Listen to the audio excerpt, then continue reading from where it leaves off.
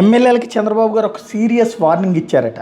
ఇది సోషల్ మీడియాలో వైరల్ అవుతుంది. నిజమా కాదా అన్నటువంటి ధృవీకరణ కావాలి. ఏంటి అంటే క్రిందటిసారి గతంలో ఏం చేశారు పవన్ కళ్యాణ్ జగన్ని దెబ్బకొట్టడం కోసం ఆ రోజు చంద్రబాబు కూడా మొదట పవన్ కళ్యాణ్ పిలిపించారు. ఆ తర్వాత చంద్రబాబు నాయుడు.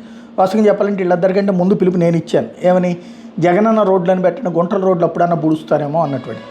అట్లాగా ఆ తర్వాత పవన్ కళ్యాణ్ తర్వాత చంద్రబాబు వీళ్ళంతా రైట్ చేసుకొచ్చారు. గుంటల రోడ్ల ఫోటోల్ని హైలైట్ చేయడం ద్వారా ప్రొజెక్ట్ చేసుకొచ్చారు. ఇప్పుడు ఈ ప్రభుత్వం అధికారంలోకి రాగానే గుంటల రోడ్లను పూడ్చివేతకని చెప్పి దాదాపుగా 800 కోట్ల రూపాయల వరకు ఖర్చు పెట్టామని ప్రకటించారు.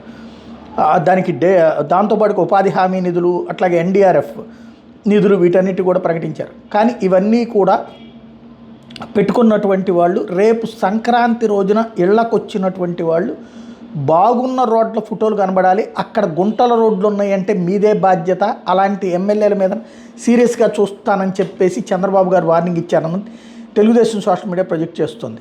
మరి ఏం జరుగుతుందో చూడాలి.